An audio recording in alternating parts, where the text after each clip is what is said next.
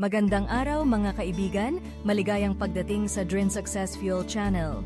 Ngayon, pag-uusapan natin ang isang napaka-espesyal na libro na tiyak na makakatulong sa inyo sa inyong paglalakbay patungo sa pinansyal na tagumpay.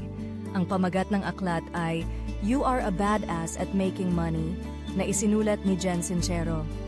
Isang aklat na puno ng mga kwento, praktikal na payo, at mga nakaka-inspire na ideya na makakatulong sa atin na baguhin ang ating pananaw tungkol sa kayamanan at tagumpay sa pananalapi.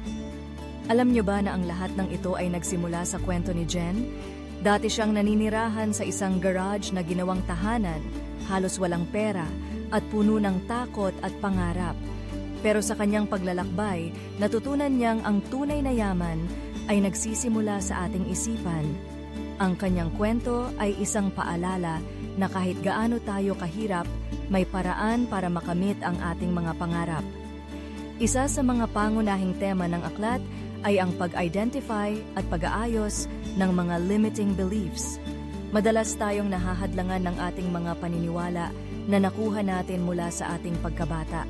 Halimbawa, kung naniniwala ka na mahirap kumita ng pera o na hindi ka karapat-dapat sa kayamanan, tiyak na ang mga kaisipang ito ay magiging hadlang sa iyong tagumpay.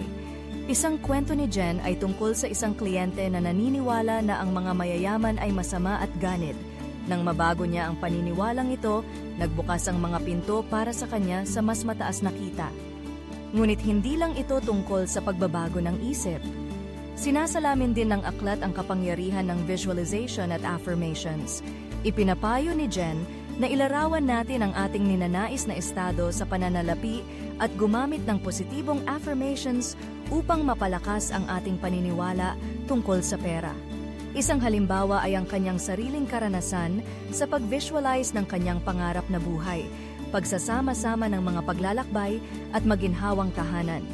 Sa pamamagitan ng patuloy na pag-visualize, nanatili siyang motivated at handang gumawa ng mga hakbang upang makamit ito. Ngunit mga kaibigan, hindi sapat ang pag-iisip lang. Kailangan din nating kumilos. Sinasabi ni Jen na ang pagkuha ng mga matitibay na hakbang patungo sa ating mga layunin sa pananalapi ay napakahalaga. Huwag maghintay ng tamang pagkakataon dahil madalas, ang mga pagkakataon ay dumarating sa hindi inaasahang paraan. Isang halimbawa ng kanyang tapang ay ang pag-invest sa isang mahal na coaching program sa kabila ng kanyang mga pinansyal na suliranin. Ang investment na iyon ay nagbukas sa kanya ng mga oportunidad na hindi niya akalaing posible. Isa pang mahalagang bahagi ng aklat ay ang papel ng pasasalamat at positibong enerhiya sa pag-akit ng kayamanan. Naniniwala si Jen na ang pagiging mapagpasalamat sa kung ano ang mayroon tayo at ang positibong pananaw sa hinaharap ay nakakatulong upang makuha ang higit pang kasaganaan sa ating buhay. Ipinahayag niya kung paano ang kanyang pang-araw-araw na pasasalamat ay nakatulong sa kanya na lumipat mula sa isang pananaw ng kakulangan patungo sa kasaganaan. Ang pagbabago ng perspektibo na ito ay naging mahalaga sa kanyang tagumpay sa pananalapi. Kaya, ano ang mga susunod na hakbang na maaari nating gawin? Una, kailangan nating tukuyin ang ating mga limiting beliefs. Alamin kung ano ang mga paniniwala na humahadlang sa atin. Pangalawa, mag-set ng malinaw na layunin sa pananalapi. Dapat tayong maging tiyak sa kung ano ang nais nating makamit. Pangatlo, gamitin ang visualization. Ilarawan ang ating mga pangarap at damhin ang mga emosyon na kasama nito. Pang-apat, maging mapagpasalamat. Magkaroon tayo ng gratitude journal kung saan maaari nating isulat ang mga bagay na ating pinasasalamatan araw-araw. Huwag kalimutan na ang pagkuha ng mga matitibay na hakbang ay mahalaga. Huwag matakot na mangarap at kumilos kahit na may mga takot na kasama. Ang mga pagkatalo ay bahagi ng proseso at dapat nating tingnan ang mga ito bilang mga pagkakataon para matuto at lumago. At sa huli, panatilihin ang positibong pananaw. Ang ating kaisipan ay may kapangyarihang magbukas ng mga pinto sa mga oportunidad na hindi natin inaasahan.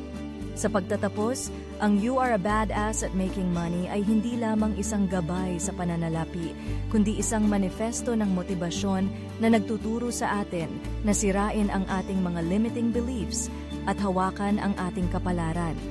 Kaya't mga kaibigan, huwag kalimutan na ang kayamanan ay hindi isang bagay na nakalaan lamang para sa iilang tao.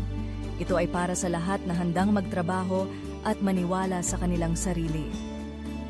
Maraming salamat sa pakikinig. Umaasa ako na ang nilalaman na ito ay naging kapaki-pakinabang sa inyo. Kung gusto nyo ang ganitong klase ng nilalaman, huwag kalimutang mag-like, share at subscribe sa aming channel para suportahan ang aming team. Hanggang sa muli at tandaan, kaya nyo yan.